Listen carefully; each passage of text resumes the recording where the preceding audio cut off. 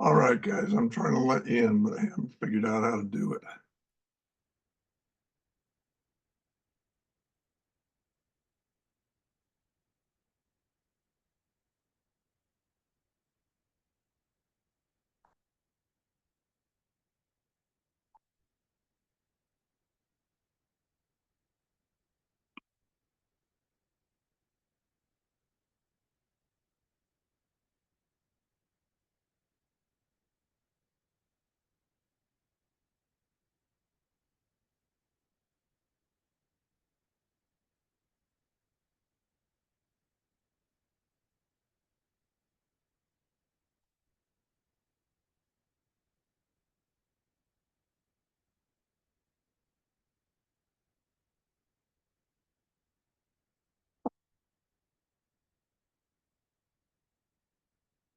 All right, I got the recording going, and I figured out how to let you guys in. I'm on a different computer, so I'm learning.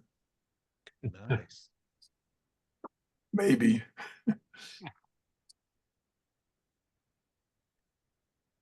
Trying to figure out how to know if anybody else is trying to get in. Let's see. John, Mike, Rob, and Bill Wells is online. Oh, there I see his name. Bill, welcome to the group.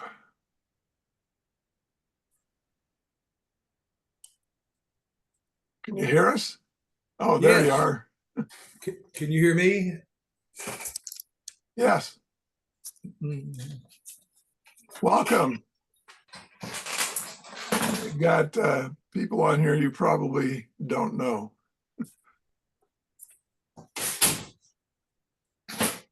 So, Mike, do you know Bill? I do not know Bill. Okay, well, introduce yourself, Mike. I'm a guy that's been lucky enough to be at the right place to interact with this Deming character since I met him in 1984, and had a chance to work with him at GM Powertrain, and then went on from there to a career at Toyota and UTC and consulting. And I've been a student of Deming for the whole time. Thanks. John, how about introducing yourself? I'm John Lenhard. I apparently had been doing a lot of this stuff that Akoff and Deming was doing in the consumer products field with chemicals and products, and didn't realize this until the last 2 years talking with Bill Bellows. So now I'm trying to learn exactly what this all is. Well, you'll be the first to figure it out, I think. Rob, how about introducing yourself? Sure. So let's see. So I'm in the software space, software leadership, software development, that sort of thing, for a long, I guess, 30 plus years now. And I more recently came into, like, I don't know how I missed Dr. Deming's work.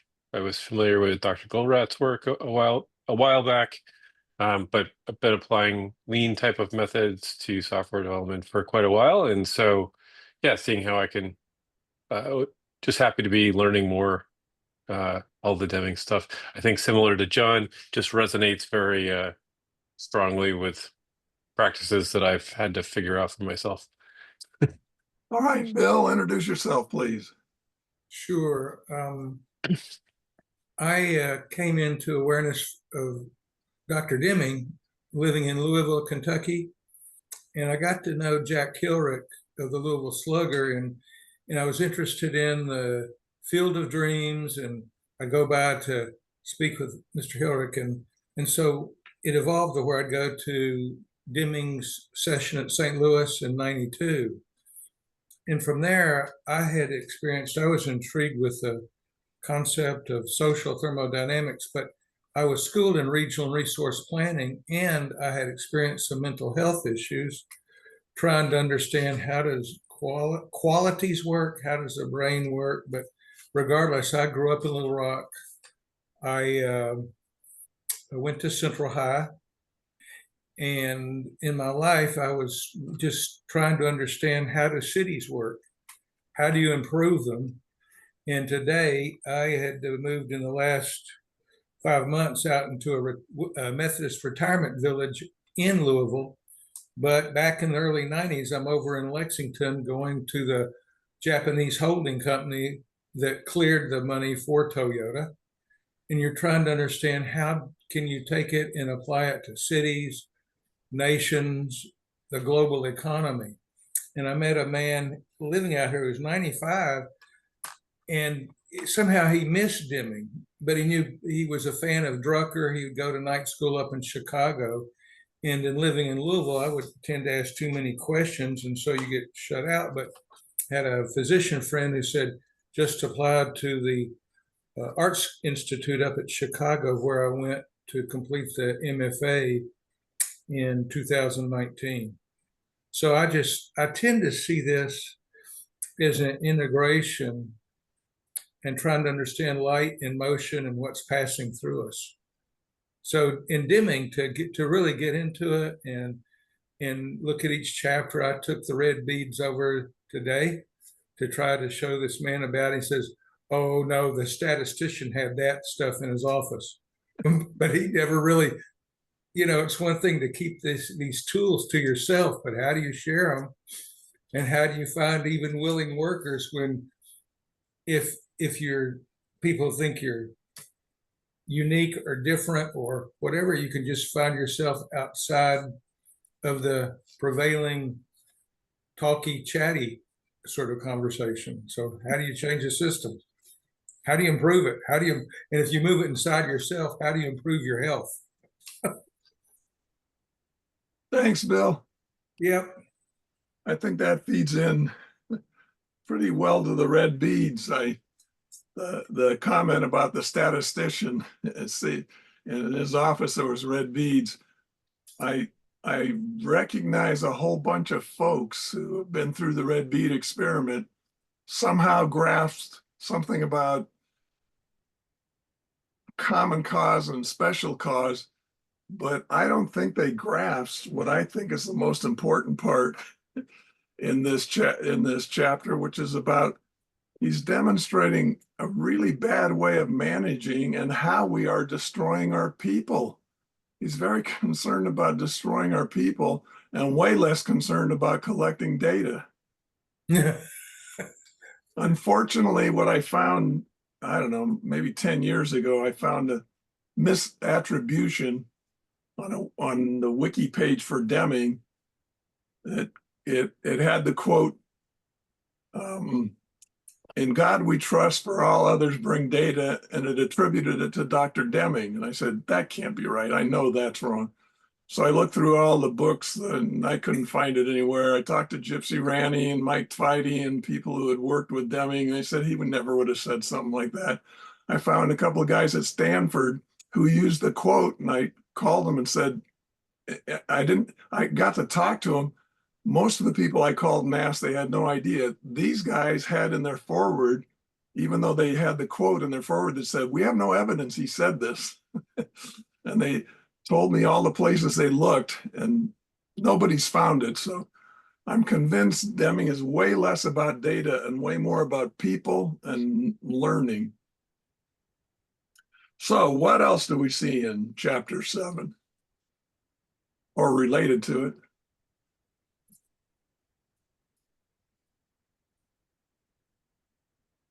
We learn about the idea of a stable system, a stable process. Yeah. And I remember Hiro Hakabor. I took a class from him, I don't know, a long time ago anyway. And he not only talked about stable systems, but he talked about how you could distinguish between common causes and special causes, even without data, by asking questions. Now, could this have happened to anybody else? Yes, probably not a special cause, et cetera. And he had 5 or 6 really nice questions to ask, because the point of collecting the data and deciding whether your system's stable is, if it's stable, it's predictable, meaning at least for the near future, you can make plans, figure out what your costs are going to be, and a whole bunch of other stuff. But if it's unstable, you have no idea what's going to happen next. But as I said, I think more importantly is the distinction, and Deming even says that the place where you need to understand the distinction between common cause and special cause is when you're managing people. Mhm. So I noted that also in here that there was a well that there was a dependence on what seemed to me like a dependence on 100% inspection, Yes. which is right. It's one of the points, right, to try and eliminate or try to move away from that. And interesting to me that this time I hadn't really, I know I've been focused more on like variation and things like that in the past, but then more recently as well, I started. I probably didn't fully digest. There's a chapter in Out of the Crisis where he really goes into a whole bunch of math around when you need 100% inspection and when you don't. Which I don't know. I would be interested in what others might have to say to that point, but I found it interesting that he even points out right in one of the summary points that that was one of the things that went right here. Well, the thing he points out that went right that I think is important is if you're going to Independence. do 100% inspection, you need to have an inspection system. And if you've got two guys looking at the data and talking to each other over what it means, that's not a system. So from that perspective, if you're going to do 100% inspection, you need those independent views, and you need somebody else who decides whether the thing meets the requirements or fails or whatever you're trying to do. So now you have a system. It's just way expensive, and the question is, are you going to get a return on that investment? Yeah, and I see that now where he's actually pointing out that the inspectors being independent of each other, that is the thing that is right. Thanks. Do you think that is happening more so if you shop or look online? How many places want feedback on how the call went? It's not variable, but it just seems like every time I do this, there's always a request for do you have a few minutes to do this? So what is one's time worth? If time is part of the nature of matter, and you're being pressured to either go faster or find more of what your true calling is, or how do you read through the volume of data? I offer this to you. Last November, I was able to go to Krakow for a European Congress on violence and clinical psychiatry. And when I submitted my proposal, then it came back as, oh, former mental patient. And they wondered whether to even accept me. But they had about 600 people from around Europe and people from England that were high level. But the interesting thing, they were summarizing, since it was all scientifically driven, it always was showing more data, not an underlying pattern to the data, but they were always talking about more data. So if you start asking them by what method, a lot had not heard of Deming. And to find people who can comfortably talk about the experience, too many people's lives have been lost. Yeah, and the corporations, and not just corporations, organizations, schools, even government organizations, maybe even especially them, they collect a lot of data. There's data all over the place, but it's in essence random data. Deming says you don't even know what data you need until you decide what you're trying to learn. So the first step is, what am I trying to learn, which involves some sort of theory. And if you don't have that, the data is pointless. A waste of time and energy and a distraction. So how do you monetize it in an era of wanting to build data centers, or the push is trying to build these huge data processing centers? and people, the amount of energy they draw, all these questions that are not processed really in the public view, it sort of slips off the radar.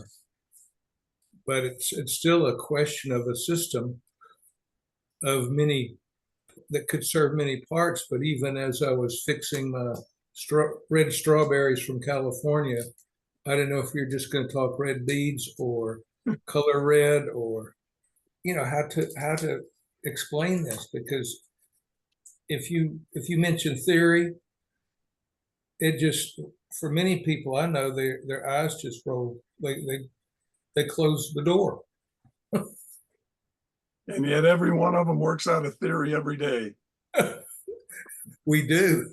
Bill always asks the question when he talks about theories, people ask them to raise their hand if they work out a theory on a routine basis, and many of them don't raise their hands. And he says, those of you who don't have your hands up, where are you going to look for? Did you drive in today? And if the answer is yes, he says, where are you going to look for your car? And the guy will say, where I left it. And he said, well, that's a theory that it will be there. At what age?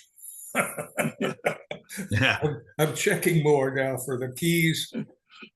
And I bought a Toyota Arrive, the engineer who built Humana's headquarters. He's a dear friend. He's also a minister, but he's retiring, and just they helped me go find one. But it's just amazing when you start shopping and you see so many car lots, but where are people communicating excitedly about their passion, about their vocation, about what they're advocating for? Passion is good. Yeah. Knowledge is important, though. It's dangerous if you could be silenced.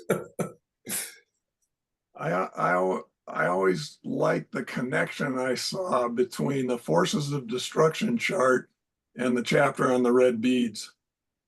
Because Deming, when he does the red bead experiment, when you see him do it, it's a perfect example of the manager unknowingly exercising the forces of destruction and destroying his people. And it's working on his theory is that the workers cause the red beads. Exactly. Everything, the procedures, rigid, and we know there can't be any variation coming from that. It's got to be coming from these people. What the hell's the matter with them?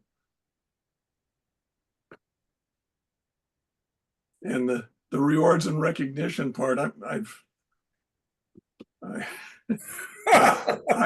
I've been strong on rewards and recognition and the negative impact for years. And at Rocketdyne, they finally figured out that I was against it. I'm not sure why it took them so long, but they quit nominating me for awards. I said, that's good. The next step is you need to quit nominating anybody for the awards. Let's talk about what we can do instead. And I remember one when I was a Rocketdyne guy and NASA gave Rocketdyne, I don't know, 1,000 t-shirts or something like that or 1,000 coins that had flown on an expedition, whatever it was. And so they handed them out to some of the people who worked on the SSME program. I don't remember we had enough to hand them out to all the people on SSME. And so I sent them a note and said, I think it's great that NASA sent those to us, but I think it's nasty that we believe that anybody who didn't actually work on the program shouldn't be in line for that same award, because if those guys aren't working on those other programs, then you won't have time to work on the NASA program. This ought to be a celebration. We celebrate because we as a company managed to achieve this great thing. And they sent me a note and said, you mean you think everybody should get a t-shirt? I said, and then, but next time I sent them a note and said, you could arrange this so that if NASA doesn't send enough for all 4,000 employees, do a draw and hand them out to the people whose names you drew. then next time around, exclude the names who won a T-shirt, if you will, and with whatever NASA hands out, and then do another draw and send them around. And that was I sent that note out right after they got some other thing, and that one I know was a T-shirt, and they and the T-shirts got handed around, and they weren't just limited to SSME. They were, however, limited to people who were working on programs. None of the people cleaning the offices, none of the people in security got them. They were not part of that. But their comment to me when I sent the note back was not a response. It was not even an acknowledgement I'd said anything else. It was, "We're glad you enjoyed the T-shirt." There's a remarkable level of ignorance floating around at the top. It's mind-boggling. Well, unfortunately, this concept that each individual's efforts are the sole determinant of the outcome, and you should, rank and rate people according to those efforts. It's so prevalent that people don't see it. It doesn't even occur to them that there's something else going on. As a sports analogy, it's much clearer in soccer because they don't score as much, but it's even crazier in basketball. Your team's down by a point with 14 seconds left. They inbound the ball. You end up with it. You shoot a two-pointer or a three-pointer and you score. And that's the winning basket. I'm saying the score is 110 to 111. How is that the winning basket? Yes. So last basket somebody scored, I'll grant you that. And it was great that somebody managed to do that under pressure. But some other guy in the first quarter that scored with 2 minutes into the first quarter, that basket's as much as the winning basket as the last one. The soccer, they talk about a winning goal all the time. And I tell all my friends, if the score is 1-0, I know what the winning goal was. So when it's 3-2, I have no idea.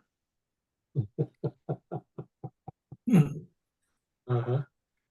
So do you have any radar, or you can read the degree of enthusiasm out in the field? But as you know, baseball, Japanese, I think, would manage their game more differently than how the American teams have played. And when I'm reading from Deming's seminar, it could be in this book too, but you're talking about the boundaries of Japan being a whole nation, or the concept should spread like prairie fire.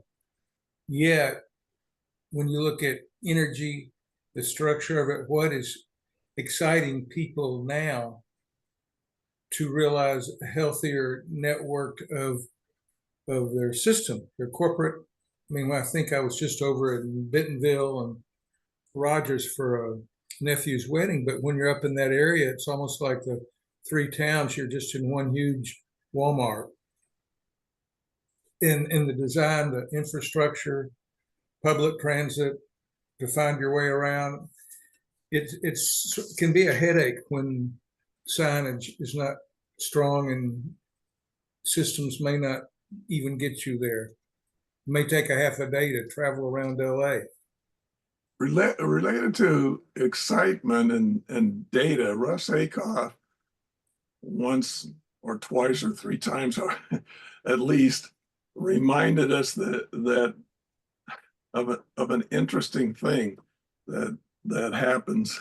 And he says, when you're trying to make change and you want to know how well you're doing, or when you're trying to make a manufacturing objective or an organizational objective, he says, if you have to measure how well you're doing, you're not doing very well. And then he uses the example in football, that football game where you get to use your hands, that they have a yard marker, a 10-yard marker. And he asks, when do they pull out that 10-yard marker? And the answer is, when it's close. And he says, yes, if you made 25 yards, nobody pulls out a marker. You need to feel that things are getting better. If you can't feel it, no amount of measurement is going to help you. Yes. My father played in the beginning of leather helmet football in early Oh, man. 1900s. I got a concussion wearing a regular helmet. Well, then you would understand the force is not with you. But the minister, the engineer that built the Humanities headquarters, I mean, there are problems with that. And certainly in Louisville has a red team, Lexington is a blue, but the degree of always reporting churches about sports, but have you looked at the arts or what's happening in the discussion of the Kennedy Center or artists and the severe cutback? Since it's driven by a nonprofit or grants and proposals, how do you balance people who could be the creative side to turn towards art? You have to feel more what's your innermost feeling. And if you're science, and how do you integrate the objectivity with the subjectivity to get down to what's really the quality you're after? What's your aim? What are you trying to explore? Because it will begin to show in the work you're doing. What are you about or trying to be about? But an engineer, if you're looking at ever more precision, how do you spend the time doing the analytics, but then above or somewhere in the organization, you can get sandbagged if it hadn't been even invited, or the corporate, if it doesn't come out of the top, then how do you network or find places that do want to realize qualities of life? Because the language we're speaking, seemingly it can be more fragmented now than when I first came to know Deming. I mean, there's a certain aspect of when we'd get up and ask him at St. Louis, he would respond about the dictionary just being a human. It wasn't female, male. I mean, they're just the economy of words. But now it's a lot more journal, a lot of writing, but who's integrating it back to the whole, the St. Paul, all the parts that, and he was oriented towards a visual seeing, I think, rather than how are you feeling and can remember 30 years ago or 10 or 5 or yesterday. That's an interesting point. I think Deming's bringing us from the perspective of economics. It's called the new economics, and it's got to do with how business can do better to avoid running people into the ground and treating them without dignity, etc. But there's what you're talking about for art. That's more. It's of the same nature in terms of joy in work, joy in creativity. So there's linkages there, but I think he comes at it from more the economic side of things. The economic and the people side of it, I think, because yes, because the economics, the people side of it evidently is, as you pointed out, way more misunderstood than we thought. When I had in one of these groups, I had somebody from Goodwill online, which is a not-for-profit organization. So when we were talking about the crazy way we treat the people and collecting the data and beating one division because it didn't do as well as this other division, I said, well, John, as long as you are working in an organization that is so different from those of us who are working in organizations that need to make a profit, you guys must have a better way of doing this. How do you do it? Says, no, we do it the same way. We have regions competing against regions within Goodwill for how much stuff they collect. We have people within the organization competing with each other. So we do exactly the same thing. So in Out of the Crisis, there's a line in there where Deming says, when are these economists going to start looking at the total cost? When are they going to look at the new economics? So the title for the new economics is actually something he says and out of the crisis. And the whole point of the new economics is what are all the costs, not just the price. What are all the costs? And one of the costs is the people. And that's where I think Deming's solution to the people is intrinsic motivation. Yeah. Yes. That's what he's saying is like, and the way I say it, I'll go into a classroom and I'll ask these kids, what do you want? And what they want is they want money or be famous. And I'll ask them, why do you want to be famous? And it's because so they have money. And I'll say, why do you want money? So I can buy this thing. Why? So I can do this thing. Why? So I can be happy. And I go, why not be happy? Why not just be happy? And I think that's what Deming's talking about is this intrinsic motivation is if we don't know how to help the employee be happy and then therefore engaged, then we got to give them rewards or punishments. Right. But if we really understood how the employee was happy, because that's what you're doing when you give a reward or punishment, is you're trying to get them to be happy. Well, Deming's talking about Actually, you're trying to get them to do something. Yeah. but the thing is you're trying to get them to do something with energy and be happy about it, versus I can do something and not be happy about it. And it's probably not going to be quality work versus if I'm doing something and I'm happy about it, and that's kind of what that's an enlightened view. I'm thinking most managers don't bother to worry about whether they're happy or not. Oh, you're right. You're right. And that's what costs everybody so much money is that the manager doesn't treat them like people. You're just a part. And then they just want you to go do this thing. And then that's where now they go, we have to do rewards or punishment because look, and it's like, well, you already made the first mistake. Yes. And that's a lot of what I did is when I built generative communities is if people understand what makes them happy and they understand what each other, because what makes you happy is not what makes me happy. But when you understand that, then you have this win-win situation where you know how to interact with people and everybody's happy and no one's looking at the money at that point. Everybody's looking at, I like coming to work and I like interacting and I feel part of this team and I'm building something. So I think the intrinsic motivation is the part that I think people overlook. That's what my talk's going to be at Bill's conference is everybody's overlooking this intrinsic motivation. There's a way to intentionally do that for people. I've done it. So yes. Yeah, and what I find fascinating about intrinsic motivation is the passion that people bring in when everything's coming from the inside and the willingness to do way more than you could ever get them to do by whipping them. It's just, and the quality is certainly much better. right. Well, and unfortunately, sometimes the theory that the manager who's missing the intrinsic motivation, he thinks that you drive them and that makes things better. He can observe data that seemingly reinforces that approach. I'm trying to remember, I think it was Alfie Kohn I saw one time, and we were talking about the misunderstanding of data and a stable process. And the example given was the Israeli Air Force training pilots to be on the right glide path flying fighters. It's very, very difficult, very minimal range of acceptability for the right glide path.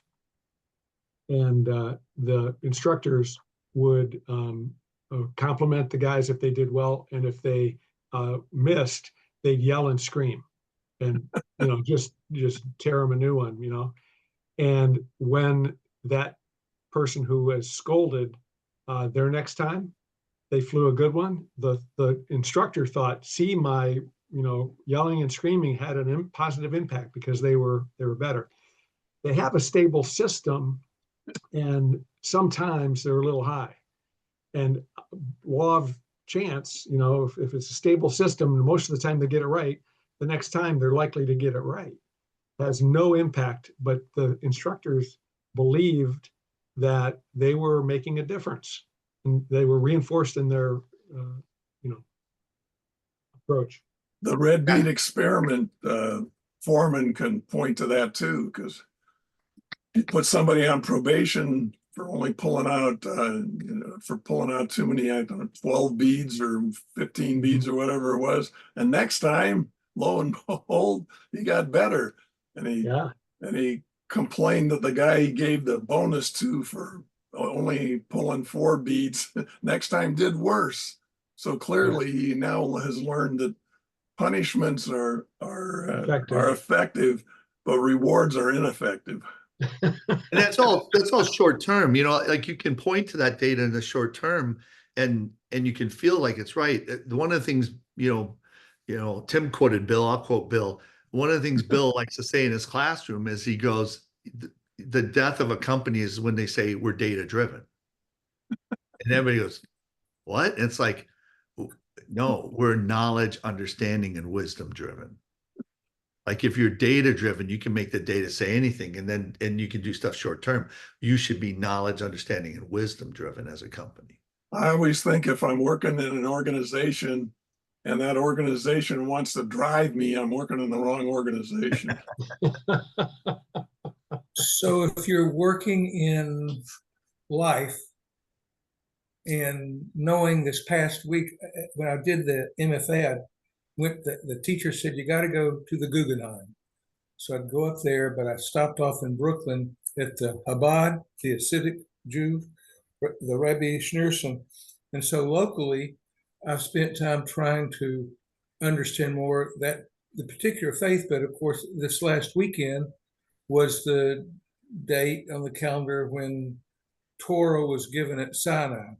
The oral, when you look at how do you learn, is in law is generally first oral, but the way that people have been abused, the Jews over history, the Christians just destroying so many, but who began to understand numbers. And my first career job after majoring in biology, I went down the street in the little town and worked for a state bank for a couple of years before I got super depressed. But even then, I was wondering how much heat was going up the smokestack back in the 70s, lost. It wasn't monetized. I didn't know that much about accounting, but how do you account and even understand the design of a city? Because we'd walk down the street with $10,000 in a mail bag to mail at the post office because you didn't want cash in your bank.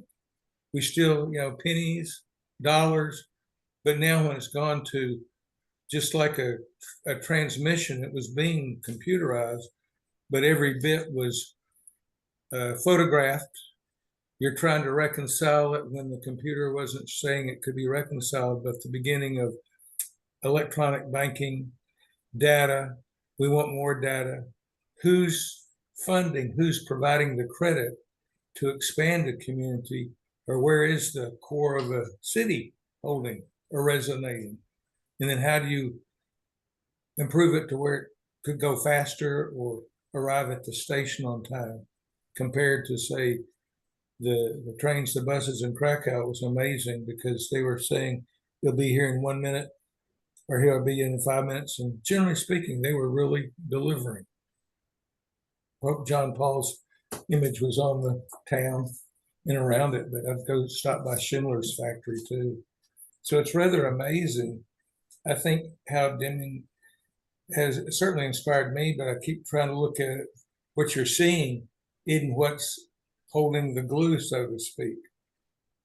And to really get into it, to understand how do you advance his thinking, even when the people might be calling for more data, but so many jobs can be exiting very quickly or not developing in areas or schools. I mean, just the nature of seeing things, wheels might be starting to come off the, not literally the car, but there's such a pressure to bow to a prevailing mantra, and people don't want to even consider a different way to even solve a problem. We don't have any problems. Deming used to ask the question, how could they know? That's what they know is what they know. And until you can help somebody's light bulb go on. You can't expect them to be following something they've never thought of. It has never occurred to them that they're mistreating their people. It's never occurred to them that the most important figures they need to run the company are unknown and unknowable. None of that's part of their thought process. And expecting them to quote get it is kind of crazy. They're how could they get it? Well, there's The thing, a big thing you're working against is the fact that the folks at the top of organizations predominantly are the ones who do well in that dog eat dog world, and they it's in their vested interests to maintain the status quo because that's good for them. but And you have a lot less, you have a lot less problem with ranking if you're at the top. Yes. But Mike, you make a great point, because the thing is that when a company is kind of satisfied, you're really fighting the upper management. When I went to the different companies, I always went to a company that was struggling in a sense. I always wanted a company that had some big problem, because now they're willing to move. Open to change. Yeah, they're craving change. And my experience has been that if you can get 30% of the people embracing this upper thought process that you're trying to bring around, and the rest don't oppose it, you can do it. So whenever I hear people talking about how do you really change, because I've changed organizations like this, and it's not we need to get every single person in the organization. You don't. You really only need about 30% of the people to embrace this thought process. But the part I never hear people say, and then you need to explain to everybody else, don't get in the way of it. I understand you don't want to embrace this, but don't oppose it. Like that's kind of the formula I've always worked on in all these companies that I've made changes in is it doesn't have to be 100%, and it just needs to be about 30. That's all you need to do is get about 30% rolling, and then just make sure you're stopping everybody who wants to like oppose the change. And I in that 30%, you need the top layer. You need close to the top layer, because like what I've experienced is when you get this thing rolling, all of a sudden the top layer jumps in going, hey, it was my idea to do this. And it's like, sure, it was your idea. And it definitely was not their idea, but that's okay. But that's the thing is you get a good 30% rolling, and you're starting to show benefits and changes, because when you really got the right answer and things are flipping around, those people are like, I get calls from those people like, can you come to my office? Can you explain to me what you guys are doing? Because I want to be in the middle of that. When I won Inventor of the Year at Dow Chemical, we got a guy coming into our lab going, really like the fourth highest person in research going, tell me everything you're doing, because I want to get into the meeting saying I knew about all what you guys are doing. Yeah. That's a good story. It's interesting. Barry Bebb, who worked as a VP recording to Kearns, gave us advice on how you change an organization. Barry and Kearns and other executives said even when the guys in charge, were in favor of getting something done, they very often couldn't make it happen, and it was frustrating as hell. And so Barry said his advice to us, he called the guys at the top are the clouds. And he says, if you've got a really great idea that could help the organization, you can't go talk to the cloud.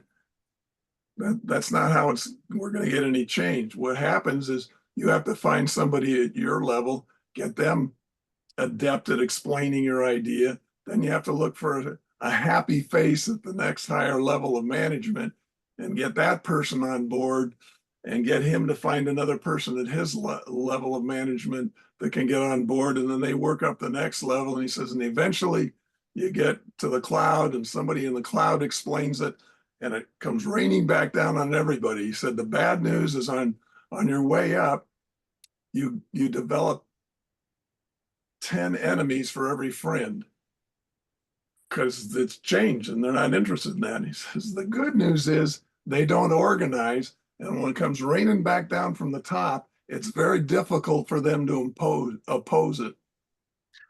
But one of the quotes that, and I still have people quoting it back to me as they get into business, but one of the quotes I used to always say to people when I was making changes, credit is infinite.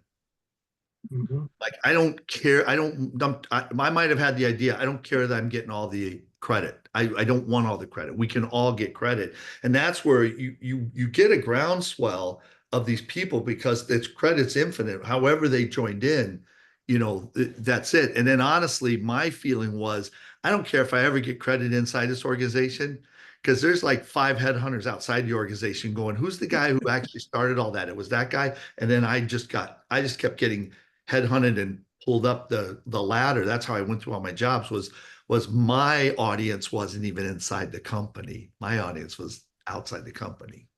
Mm.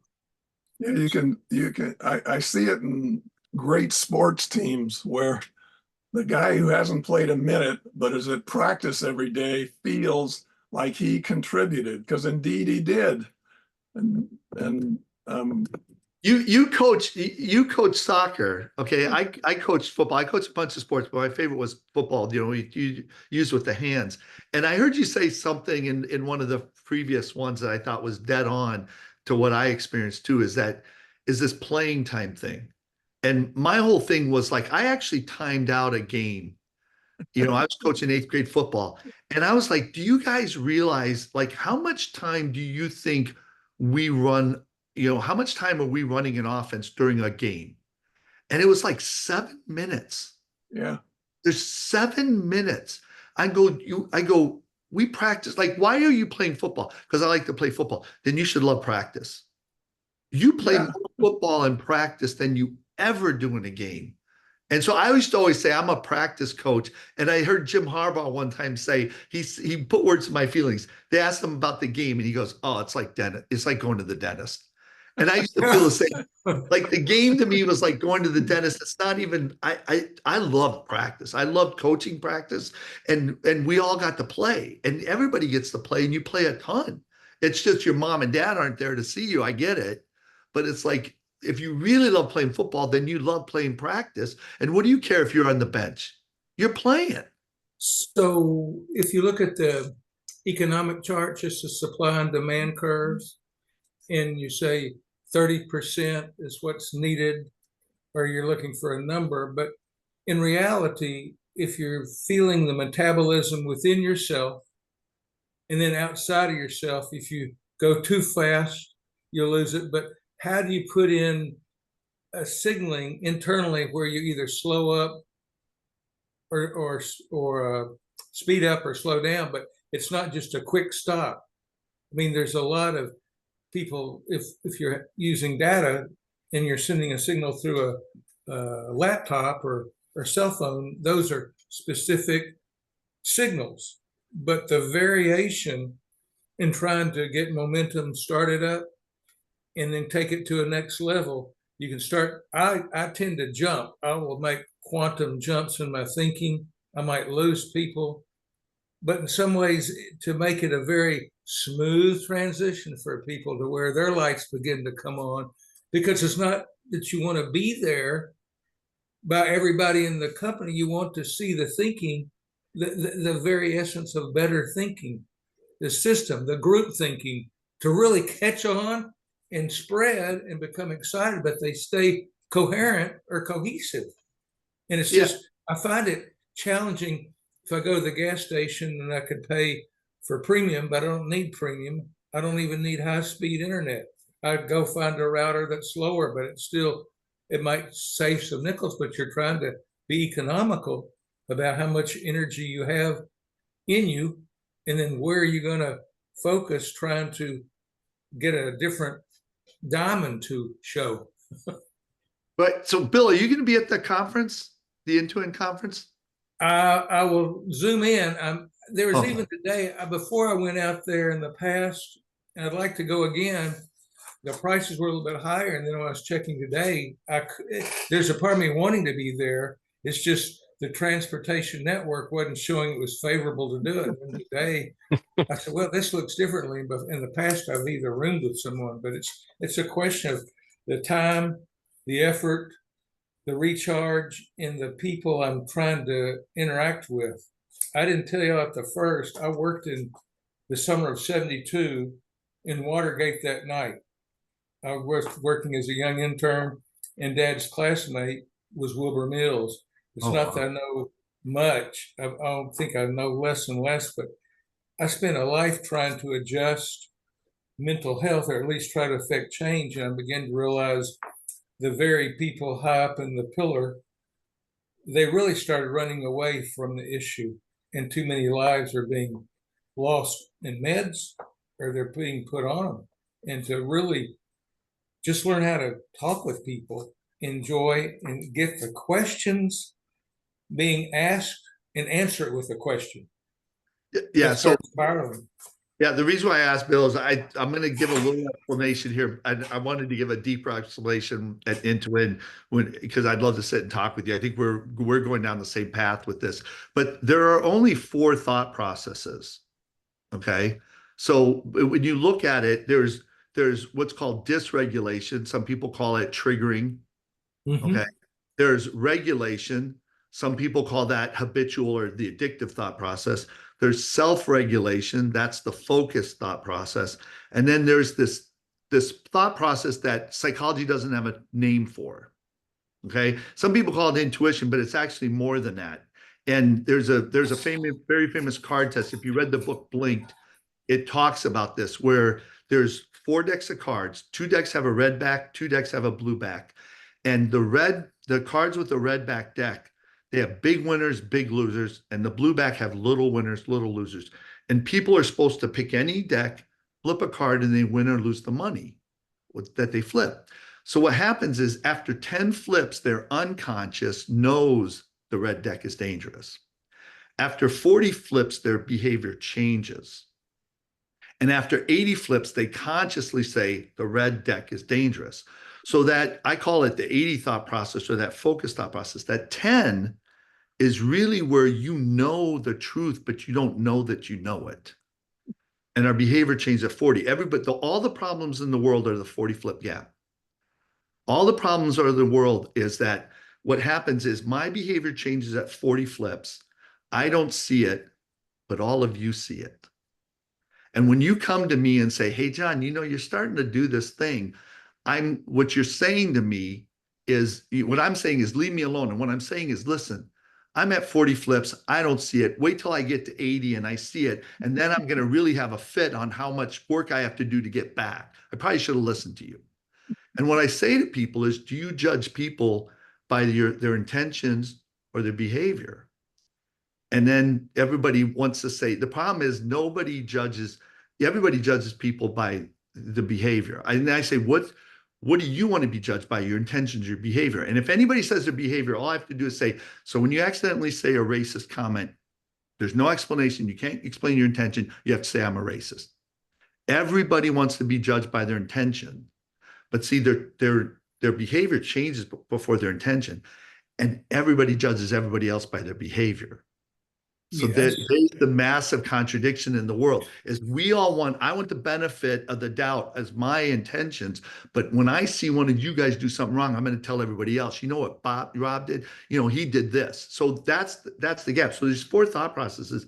And a culture is, I call it the momentum of mindset. You used the word momentum.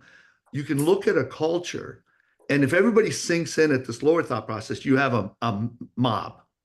Mob mentality is everybody sinking in at this thought process. Then you have a zombie. Everybody sinking into this thought process is just, they're asleep in a sense. Everybody sinking to here is focus, and we all think that's the way to get it done. But everybody sinking up here, you're in flow, and everything is like awesome that way. So we naturally sync our thought process.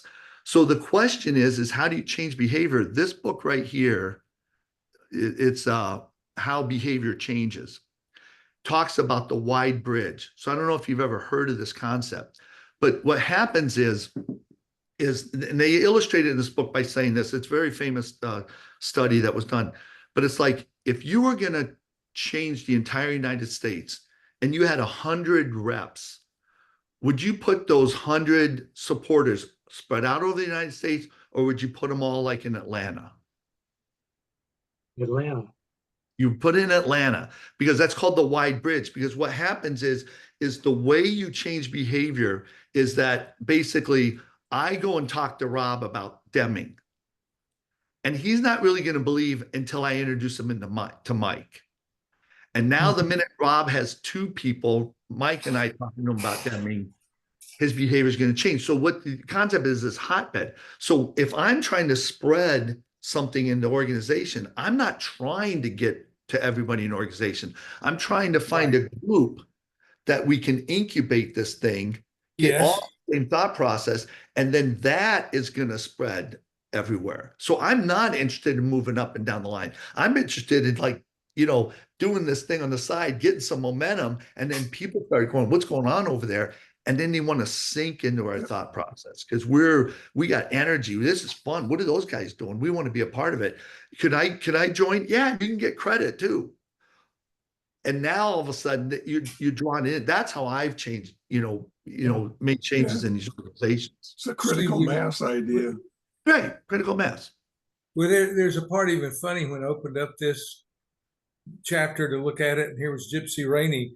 We were having one of these before we did Zoom. We were on phone, and my advocacy, because I grew up in Little Rock, in part was by race, then sex, creed, gender, and disability. And it helped start the Metro Disabilities Coalition. We even had a nonprofit of mental health consumers. But the reality was, the people didn't want really to see that group sustained. You'd rotate the leadership. But the part of it that's fascinating is to understand, it's not so fascinating. A lot of people are really, they don't get to heal, recover, and the money isn't there to help you create a business. Folk rehab really doesn't work. But even Gypsy Rainey, it was funny because I could be trying to push for disability. And I'd say I need an extra minute because the way I connect, I used to be on meds, it would take you a milli. I mean, it was just your voice, what you're trying to articulate is difficult.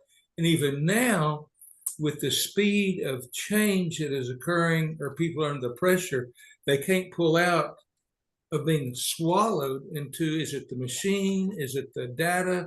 Just what will bring people back to where you can go to a conference and really connect? Because even Zoom, I'll sit there on the side pumping questions in, but who's really running the Zoom and affording people to ask questions or not? Because from planning, I was always intrigued with who's asking the questions at public meeting. And if they get closer to asking the questions that need to be asked, the people in charge start leaving the meeting, or they're on their cell phone, leaving that meeting or connecting to their higher ups. And really it becomes a very volatile situation. But oddly, Sunday at the temple, rabbis, they were discussions about civility in the history, the rich history, that unless you will go to a temple or to want to learn, will you begin to even understand anti-Semiticism. Lord Oliver Sacks, Baron Sacks, another, the neuroscientist who was related, even Al Capps.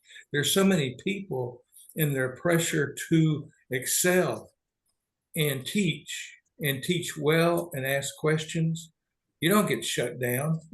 Our parents learning how to jump into the street and get back out, and the rabbi will engage you if they're really on target. I tend to go off, it's somewhat on not necessarily a tangent, but in some ways to them it is, because I don't know Yiddish, I don't know Hebrew, but to understand these stories and, what are the challenges in the geopolitical reality. But I was sharing with them material from Deming.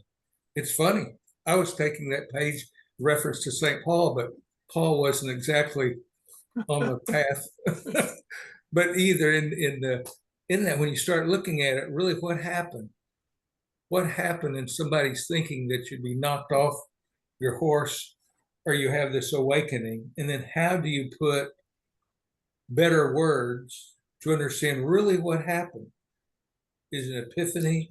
Is it a miracle? Or sort of like being to hear Deming, oh, you know, if you ever heard him, it was a hoot to be at those meetings and to hear the passion. And his grandson, I mean, they're trying to bring it forward, but it's hard when language itself changes. Yeah, the thing is, man, you and I, we could talk all night here. The thing is, you are talking about transformation, and that's the very first paragraph of this entire book. Is Deming Yes. trying to do this transformation, and the thing is that the key to all of this really is two things. One is definitions, and Yes, a lot but of the even work, a lot of the work I do is I go, mental health starts in definitions. That's the for key. the customer or the psychiatrist, the Everyone. pharmacologist. Everyone, because the psychiatrist isn't convincing and can't relate without that. Your unconscious knows the non-contradictory definition of every word. And so the way that you help people is you help them consciously get the non-contradictory definition. That's how, like, you know, I helped, like, you know, I can't even say the number. It's probably like almost 100 people get off antidepressants, and it's all definitions. Like, that's literally how you do it, because your brain runs on definitions. And if you don't have the right definition and you have a fast brain, everybody who's on medication has a fast brain. I love people on medication, because if you don't have a fast brain, you're never going to get depressed. And the only reason, all medication is just to slow down your brain. It's just resolve strategy, as Akoff would say. But the thing is when you help people get the right definitions, they can run their brain, you know, 230 miles an hour. The other way to convince people is stories. Mm-hmm. Your brain works according to stories. And so, like, what I would do in these schools is I'd sit there and go, a story is just 3 parts. So we would teach people how, and teach these kids and teach the teachers and teach parents. A story is you introduce the character, introduce the conflict, resolve the conflict. So one of my favorite issues is a parent will say to me, you know what? I told my son, don't stand on that chair. And you know what he did? And I go, I know what he did. He stood on the chair and he looked at you, probably you think in pride, right? And they're like, yeah. I go, you know why he did it? You know whose fault that is? And they're like, no. I go, it's your fault. Your brain works in stories. So when you told him not to stand on the chair, what part of the story was that? Just the first part. His brain immediately went, why shouldn't I stand on the chair? And what will happen if I do? And now they supply it. You didn't give them the story. So they go, you know what? Depending on their intrinsic motivation, they'll go, oh, you think it's really hard to stand on the chair, and you'll be amazed when I do it. Well, let me show you. The kid's not adversarial. The kid's not, you know, prideful or fighting you. You set them up by doing that. So when I go to middle schools, these kids were playing Fortnite. This is like 7 years ago. And the kid would say to me, you know, I play Fortnite with my friend, and I tell him, don't go to Tilted Towers. And he goes there, he dies right away, and we lose. I go, then what do you do the next game? I go, don't go to Tilted Towers. I go, if you said that and it didn't work, why would you say it again? I said, why don't you do a story? Why don't you say to him 3 parts? It's like, if you want to die, go to Tilted Towers. That's a story. If you want to get in trouble, stand on that chair. I come back a week later. He's like, he hugged me. He goes, he didn't go anymore. And that's literally like how you change people's behavior.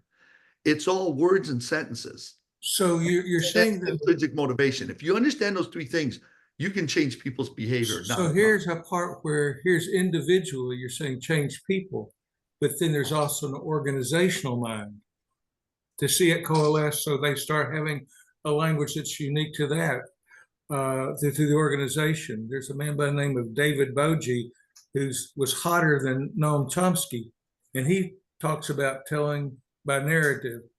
And I got to meet him when I was enrolled in a program in the Netherlands. But the part of it for me is, with the time you have left, then what sort of story I can go try to put my book together or write or realizing the art. But part of it, even pondering, trying to communicate with you, Bill or Tim, I mean, there's a potential in my mind, if the government knows exactly where your cell phone is, they know where this internet signal could be. How do you go into that, show the pattern of the signal going into the machinery, be calculating the horsepower that is in the machinery or different levels of that machine versus the horsepower and the hoof that this guest is going to be at this conference with y'all, and look at breeding. I mean, all this, but then what is the individual, the artistry in your mind doing separately? Because this is where they really want to know how you're thinking and what's going on, but I don't think you can. In the rabbi, one of them Steinsaltz, I mean, when the head oncologist of Harvard went to him, he said, a human is not a machine. Right. And to be real about it and really be around authentic people, I think that's closer to what I would experience when I went to a Deming conference and you hear people and you get to meet them for a while, but know what we're surrounding people with, and then how do you fine tune it to show a better story, one that people have roles to play and help improve it. But the amount of energy that it takes to run a horse track or run Indianapolis Speedway or have Amtrak, I mean, there are incredible systems, but people, when you've been around people that can talk this way, they can move with you, but it's still looking at a day-to-day operation and improving a little bit. But what does it mean when it fits in the rest of the pool of red and white beads? Right. So to your point about the group, because I get this question from CEOs all the time, is when they understand intrinsic motivation, they understand how to talk to each person, they go, well, when I get in front of this whole group, I can't talk differently to all these people. Well, ACOF, synthesis. Everything that I teach a school teacher on how to interact with a student, what I do is I teach them, I say, now, synthesis, your whole class can be seen as an individual. Mm-hmm. And you talk into the uniqueness of your class. So when I help, so Phil, when I help coaches, you've coached. So here's what you're really doing is you are spending all season long trying to find the intrinsic motivation of this group. Like, do I talk to them this way? Do I talk to them this way? Do I talk to them this way? And really the teams that have got it is like you click like 2/3 of the way through the season, and then you've figured out your team. And then what does every coach say? Well, what about your team the next year? Every year is different. That's true. How come? A different person every year. And that's what I do for these coaches is I help them, and these teachers, as I help them find the intrinsic motivation of their class, and then they talk this way, and the whole class, it's like Braveheart. At the end of that movie, he's talking to a group of guys in one intrinsic motivation, and they as a group are acting like this one person. So that's the other thing, is if you can find that in your organization, then you know that. And that's what these coaches are really doing all season long. Sure. When I looked into doing city planning, I'd go up to Memphis, then you'd go out to Oklahoma and start it. And I was working the copy camera for the History of Science collection, but the student gave me this paper that I've often given to or shared with Bill or maybe Tim, but it's the social thermodynamics of Ilya Prigogine. And the article was written in the second 2 pages of the article at American Chemical Engineering News was about an economist that taught at Vanderbilt looking at economics from a qualities perspective. But to think what social, and if you mention social next to investment banker, they will run because they're hearing socialism. But to understand the sociology of people and then try to put where this material comes from, how's it being made, what is the design in a city or a neighborhood of where people can realize they can change the design. But if you're rapidly expanding, where do you rejuvenate an area, or even coming to an end-to-end meeting soon to have this discussion, because there is a memory that's in place of how these meetings can come together, and then what will happen. You can't jump the gun, you can't be behind it. But I think to be present, either through a Zoom meeting, which is second, but it's really fascinating to try to figure out how can you wake up and go coach the day when we're really a little piece in the bigger scheme of life and the pattern of nature. I've always I been think you learn fascinated. more. I think you learn more away from the presentations. That's the benefit. Mhm. Like I wouldn't mind attending virtually, but it's like to think that I'm going to be able to sit down with Tim or Mike or Rob and have a conversation away from the presentation. That's what I want to do. Yes. I've always found it interesting that we humans try to manipulate other people's behavior over and over again. And yet we know that I know, and everybody else knows personally, nobody can make me do anything. Guy can put a gun to my head and say, give me all your money, and I have choices. I don't like the choices I have, but I have choices. He can't make me do any one thing. It's me.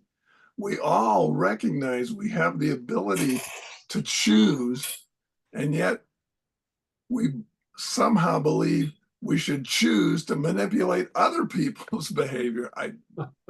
Well, the thing I say about that is when someone tells somebody to do something, like, and I would say direct. So they're talking to your conscious brain and they're talking to you direct. Hey, you need to go do this. I always say to that person, if I told you what to do, would you do it? They're like, no. I go, well, then why do you think that's working with them? It's not. But behavior has changed unconsciously. Mm-hmm. All your behavior and all your energy is in your unconscious brain, not your conscious brain. And that's key.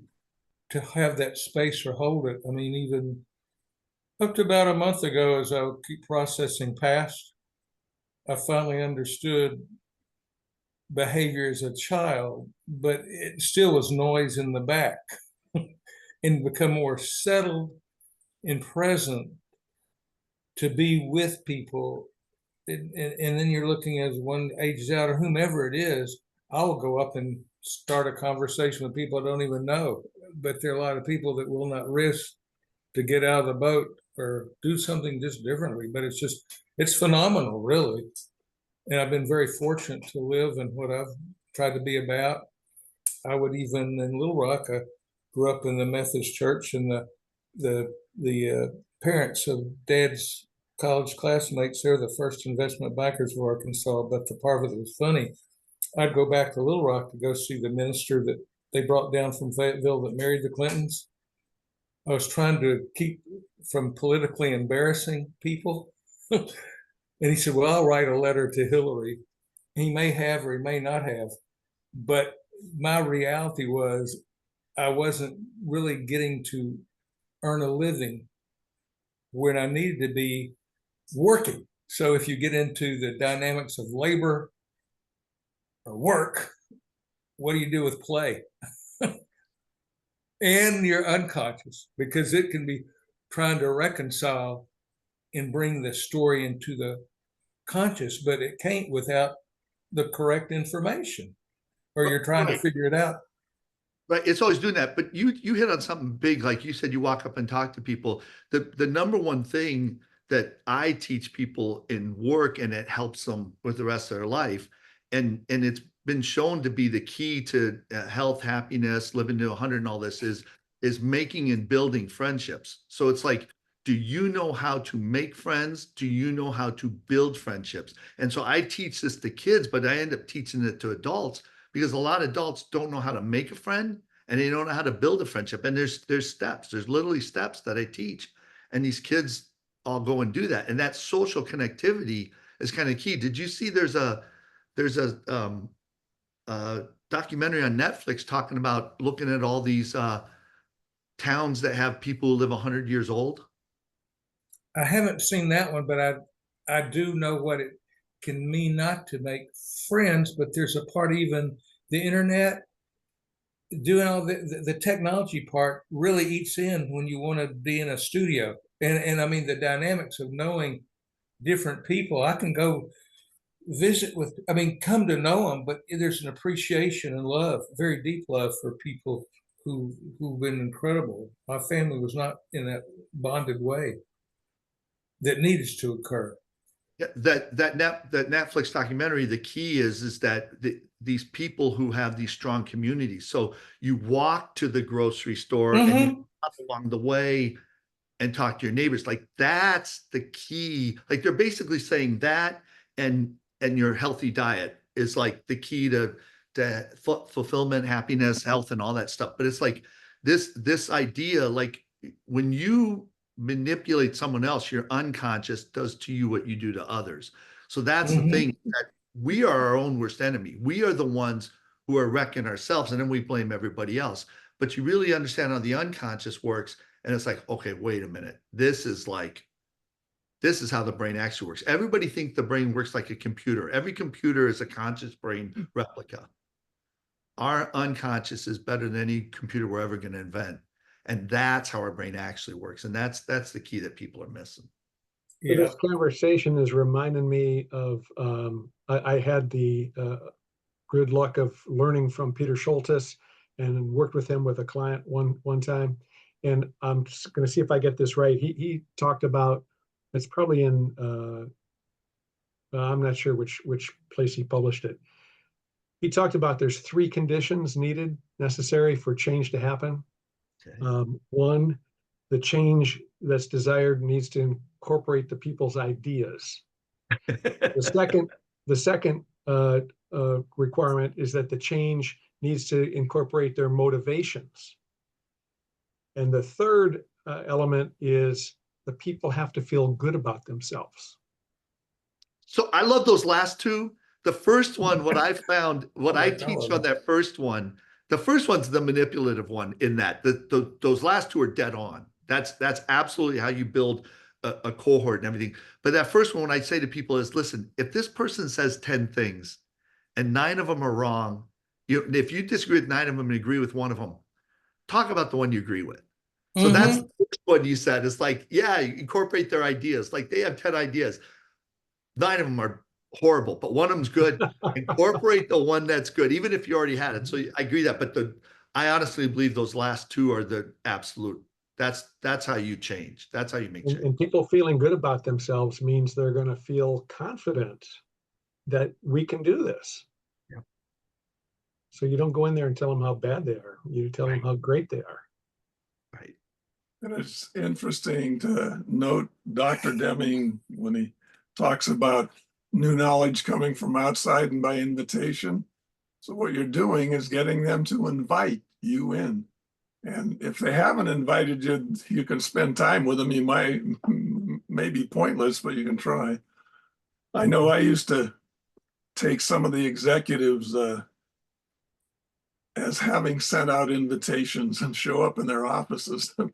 Remember, I was reporting to a director of quality, and I don't remember what the issue was, but whatever he sent out, I offered him some feedback that I thought that was a terrible idea, and it was going to create a lot more trouble. It wasn't going to fix much of anything.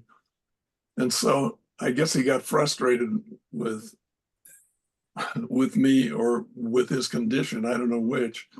So he sent me an email that was pretty much, if you're so damn smart, what would you do? So I took it as an invitation and went down to his office and knocked on the door. If it's not an invitation, he'll throw me out. But he invited me in and we started to have a conversation. Yeah, he couldn't shut you up because he asked you, So the question I was going to ask Bill is, how do rabbis teach? Yeah. Yeah. By asking questions. Right. Yeah. And that's the thing is every time, like my son, when he was in high school, he'd come home all mad and he goes, I want to tell that coach, da-da-da-da-da. Can I tell him this? And I said, do it through a question. Whatever you want to say, do it through a question. Yeah, that's the way you get people to invite you in. Right. Well, yeah, he did. And then in his unconscious, you walk in and you start talking, he can't say, get out of here. His unconscious will just wreck him because it's his unconscious went, you asked him, he showed up. Civilly. That's what the invitation is. When someone invites you to teach, you got a green light. You can go. That's why I wasn't looking for an invitation. I was doing this thing and I wasn't inviting them. They have to invite me. That's what I took from that Deming thing. When I saw that Deming thing, I'm like, oh yeah, I did this my whole life. Like it's only going to come by invitation. So I'm going to do this until I get and get an invitation, and then the change will happen. See, there's Well, a and part of me wanting to ask y'all, and part of this came from the experience in Utrecht, but we were talking about, a policeman stops you, they say, why did you do this? They didn't ask you, how did you do this? But why did you do this? They put you on the defensive. So even Know what you were doing. Do you know what you were doing wrong? That's the leading question. yeah, see, if I hear 5 different scenarios, Mr. Park has these nice cherry trees. It looks like it's frozen out there, but I'm thinking the qualities of books behind you and trying to read. How did everybody get so flat? You're flattened out in this world, in this screen, when the reality to come and meet y'all or come to know you face to face, this is, a function of, well, maybe Russell Eckhoff could have redesigned society if you think society was going to become a flat screen. But I hope that people have the common courtesy, and they will, but I mean, at a Deming part, but it's really the joy of coming into that space, relaxing, and then trying to roll it out in waves. And as people network, there's an Atlanta everywhere. It's how even now the position of going in with expectations and maybe not having expectations, but just being open to what really needs to be addressed in the meetings. Because it's much more than red beads or weeds as red beads that somebody's trying to pull out. But how do you see life and add to it with the time we have? And I think Mike nailed it at the very start of this whole thing. Like this whole thing is a tool. This red bead thing is a tool to see, is it in control or not? And he's going to do all this, he's going to look at it and measure it like crazy to prove if it's inspected or not. Then he can, remove the number of inspections or something later. But it's like, this was just a tool to see how this is in spec. And if you think that all Deming was doing was just telling you how to do statistics, you missed the first paragraph of the book. Yep. He's fond of statistics, but he does get rather angry with statisticians who don't know how to use inferential statistics and believe that somehow all the studying they've done of whatever frame they were studying allows them to assign a probability to what's going to happen next week. It's not. That's a huge misunderstanding. Statistics are all about what already happened, because there's no event in the future that you have a statistic on. It hasn't happened. Yeah. It's really amazing too that there's a lot of statisticians who do not understand that. I know.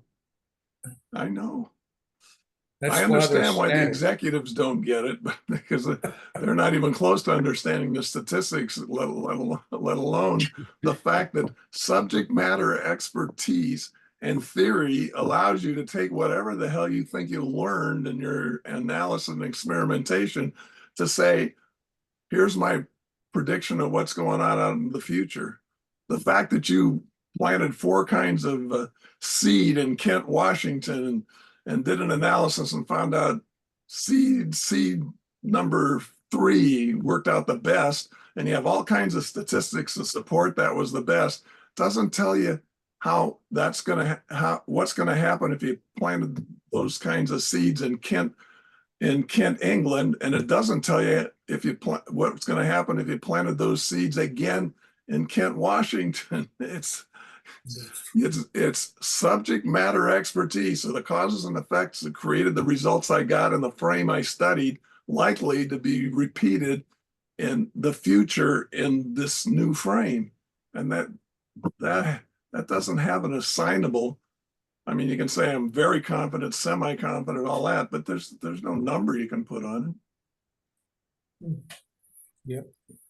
It feels like one of the keys there is like Bill was saying, like you need to be open to the fact that it might not go the way that the probability indicated that it probably should. And then be curious and then see what actually happens, right? Yeah. So do y'all have or know of people who work with super large scale systems, energy that, and living in Kentucky, when I worked on the MFA, I'd be over in far eastern Kentucky where Deliverance was filmed. But here in the part of my ancestors, there's a holler, Butcher Holler, or Belcher Holler. And in being over there, I'd get to hear a folk musician, but the part of it as I would study and learn more, it's funny that ancestors would migrate through Henry County. If you ever read Wendell Berry or know of, look at how people migrate. Well, the family that came through back in the 1800s passed through Henry County. They settled in Louisville. The son realized he's going to make a living selling firewood to steamboats. He picks up and goes on down to the house, the first house in the city I lived in Helena, Arkansas, the oldest home. I lived in the attic and taught physics, chemistry, and physical science for a year. And I was on lithium at that point, but I wanted to look into planning. But the story goes, I go out to Oklahoma. That's where I'm given this article. The engineer that's over the program says, you don't want to study the social thermodynamics. So I pulled out and then go to Canada to Waterloo, which started in 57. It's where the BlackBerry was developed. And it's similar, but not the same as MIT. But when you look at huge campuses, can you get around on them and really understand the integration of different disciplines? Because they do have a different language within places, and to really unpack it, that's why I'd come back to Deming. I mean, how do you see the whole and not get lost in total, as Deming would say, what's a total system? Is there such a thing? Or total quality management, I think is what his word is. But to look at it, it takes. I think one of the great things Deming reminds us of, we're already conscious, is that we're working with people, with machines and with each other. When we talk about a system, we can draw the system's boundary, but that boundary is in our brains. It's nowhere else. It doesn't exist. And I tell people I've flown to Brazil probably 15 times, and I've never seen the damn equator. I've never seen it. I keep looking. It ain't there. There's nothing there. And the benefit of that is it's perfectly all right to change your definition of what the system is. Change the boundary. It's not a crime. It's not against nature, or it's perfectly fine. And doing so may allow you to make a lot more progress than if you try to, as Deming points out, the bigger the system, the harder it is to manage. So the more impact it has if you can manage it, because holy cow, that's great. But if the system's too big, make it smaller, for heaven's sake. So when you say that, Tim, if the question is, how do you bond and finance a country? Because when you look at the boundary, law is very linear, and I doubt if the pattern of that boundary would be captured in the law itself. But regardless, financial people, to operate their empire, they want to know, are the numbers covered? And then they trade off currencies every day and reconcile it. But you're looking at a speed of data bigger than big, even bigger. Trump, I mean, the political realities of knowing a little bit about it, but has integrity been built in the system to where you can go sleep at night? Or is there a degree of tearing apart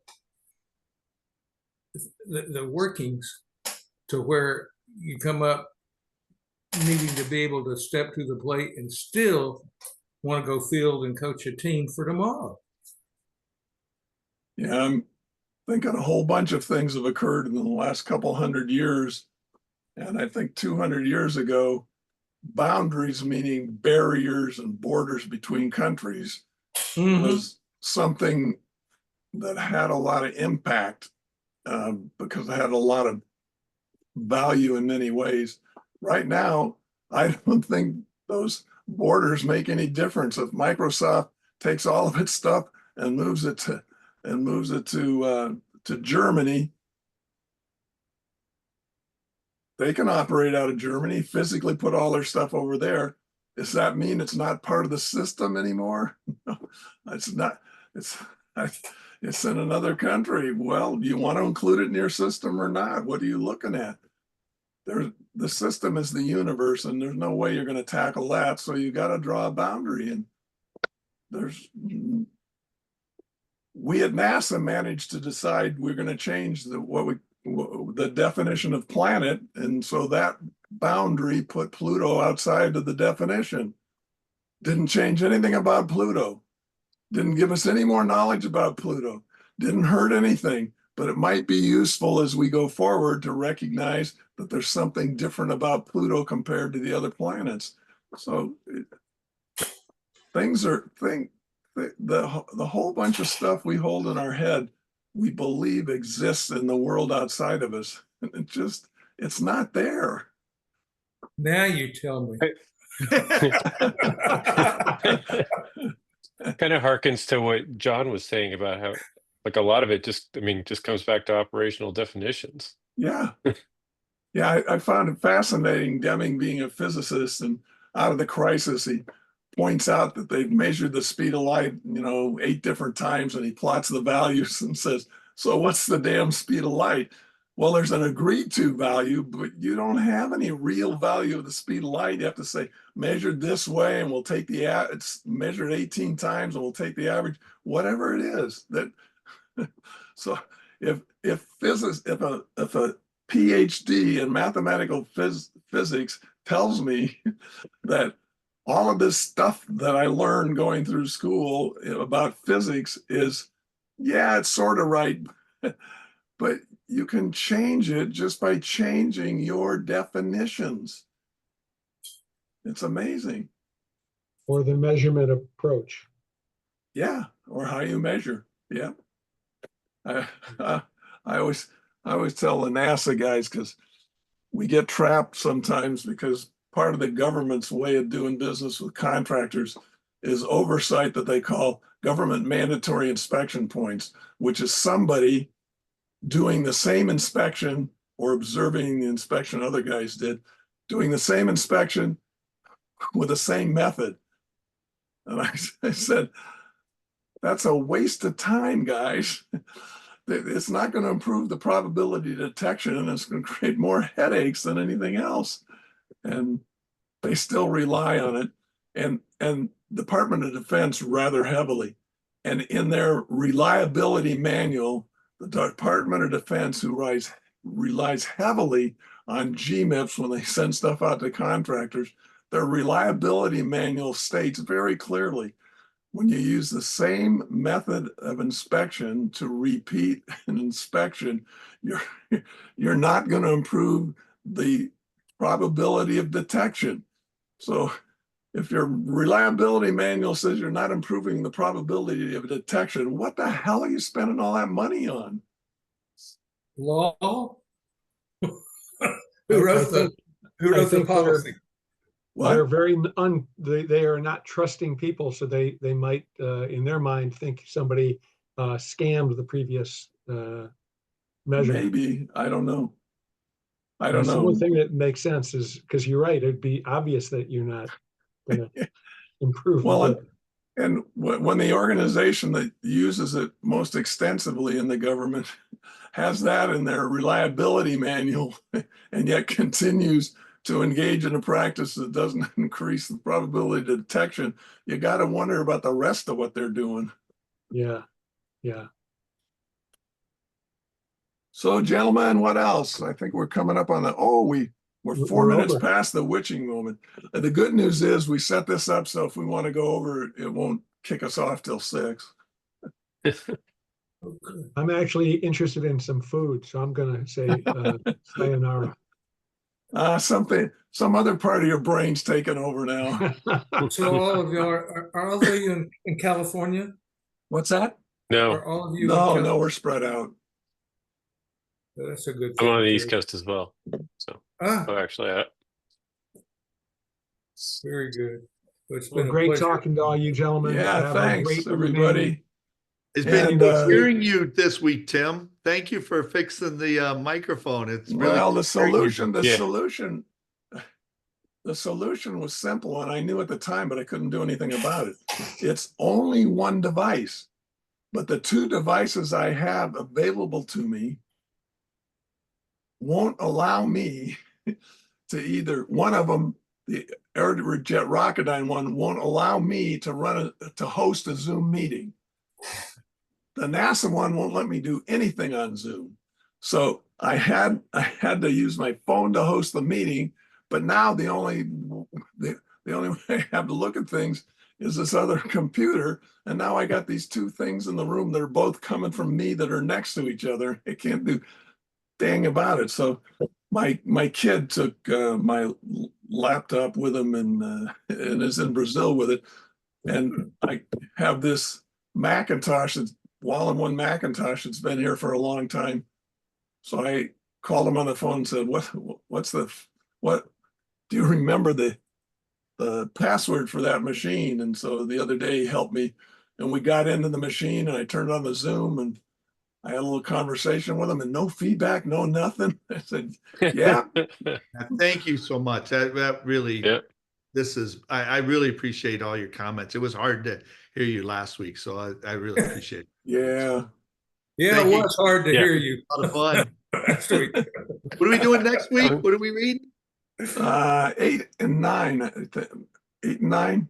Is that where Okay. we are? Yeah. Let 8 me and look. 9. 8 and 9. Thanks, All guys. right. See y'all next week. Thank you All all. right. Thank you. Thank you much. Ciao. Be good. Later. Okay, if I must.